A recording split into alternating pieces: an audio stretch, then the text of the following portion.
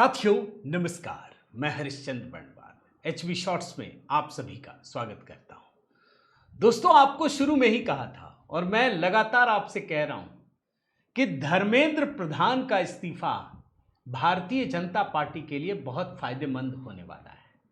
उड़ीसा की कहानी आपको दिखा चुका हूं दोस्तों। उड़ीसा में पूरी की पूरी बाजी पलट गई है, लेकिन उत्तर प्रदेश की कहानी आप याद रखिए। यकीन मानिए, धर्मेंद्र प्रधान उत्तर प्रदेश में अखिलेश यादव की सियासी तबाही की बहुत बड़ी वजह बनने वाले हैं और इसके ट्रेलर भी दिखने शुरू हो गए। आपको जरा ट्रेलर दिखाता हूं, आप जरा ध्यान से देखिए। ये जो 3 पोस्टर लगे हैं ना दोस्तों, ये लखनऊ है। धर्मेंद्र प्रधान के बारे में ही लिखा हुआ है और पूरा का पूरा लखनऊ अगर कहें तो अटा पड़ा है, पोस्टरों से अटा पड़ा है। जहां नजर डालिए, आप दूसरा हिस्सा देखिए, ये वाला, जहां भी नजर डालेंगे आपको ये पोस्टर देखने को मिलेंगे हर जगह पे। आप बोलेंगे पोस्टर छपने से क्या होता है? नहीं दोस्तों, ऐसा नहीं है। पोस्टर छपने से बहुत कुछ होता है, पूरी की पूरी बाजी पलट जाती है। नारे, पोस्टर, ये पूरे के पूरे चुनावी अभियान को याद रखिए बदल देते हैं। इंदिरा गांधी ने जब गरीबी हटाओ का नारा दिया था ना दोस्तों, पूरे देश में एक लहर उठ खड़ी हुई थी।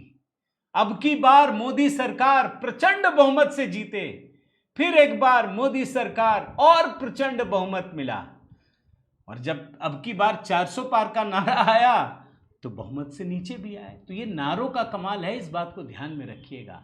तो जो पोस्टर में, बैनर में छपा होता है ना, उसका महत्व होता है। अब जरा मैं आपको एक पोस्टर लेकर आता हूं कि इसमें लिखा क्या है, जरा समझिए। 2012 में राज्यसभा चुनाव सपा के सिंबल से जब अवसर मिला तो ना गैर यादव ओबीसी को मौका मिला, ना दलित को प्रतिनिधित्व मिला। अब इसमें जरा हिस्सा खोलता हूं मैं कि लोगों को क्या क्या मिला। आप देखिए, जया बच्चन कायस्थ, नरेश अग्रवाल बनिया, किरण मैनंदा, सारे नाम लिखे हुए। और 2012 की सच्चाई, कुल 6 में से 5 सदस्य सवर्ण या अल्पसंख्यक समुदाय से थे। गैर यादव ओबीसी को मिला 0, दलित को प्रतिनिधित्व मिला 0। यह लिखा हुआ है दोस्तों इसमें। अब कहानी क्या है, आप इस बात को समझिए। अखिलेश यादव को जो लोकसभा में सीटें मिली ना दोस्तों, भाई 2 गठबंधन ये बना के चलते हैं, माई समीकरण, मुस्लिम और यादव। मुसलमान आप जानते हैं भाजपा को देगा नहीं, यादव में भी बहुसंख्यक आबादी इनके साथ है। इनको लगता है ये हमारा पुश्तैनी है, कुछ भी कर लीजिए ये साथ रहेगा। इन्होंने लोगों को पीडीए के नाम पे भड़काया और बड़ी संख्या में कुर्मी वोटर को अपने साथ जोड़ लिया, जो ओबीसी में दूसरे नंबर पर आते हैं। धर्मेंद्र प्रधान कुर्मी समुदाय से ही आते हैं दोस्तों। अब आप सोचिए, आप बोलेंगे कि भाजपा वाले हैं, हटा दो ना, ऐसा नहीं है भाई। मोहन यादव भी भाजपा से ही थे, ये खड़े हो गए, हालांकि इनकी जरूरत नहीं थी। मैं बार बार कह रहा हूं, मोहन यादव अपनी काबिलियत से हैं। उन्होंने संघर्ष करके इस मुकाम को हासिल किया। भाजपा जानती है और इसीलिए इस मुकाम पर पहुंचाती है। लेकिन धर्मेंद्र प्रधान को हटाने में अखिलेश यादव ने जी जान लगा दिया दोस्तों, बस किसी तरह हटा दें। लेकिन वो भूल गए कि एक कुर्मी समुदाय के सबसे बड़े नेता को वो खत्म कर रहे हैं, ये वो भूल गए। और उत्तर प्रदेश के कुर्मी समुदाय को यही बात पहुंचाई जा रही है।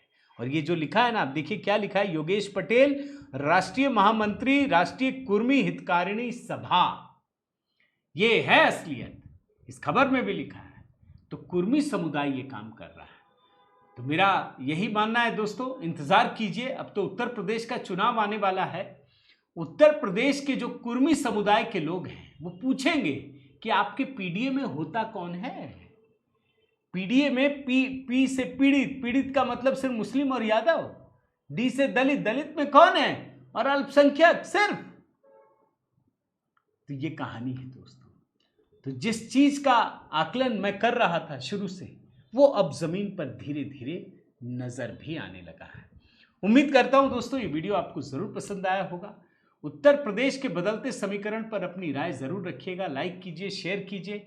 अगर आपने HB शॉर्ट्स को सब्सक्राइब नहीं किया दोस्तों, जरूर कीजिए। बहुत बहुत धन्यवाद। जय सिया राम।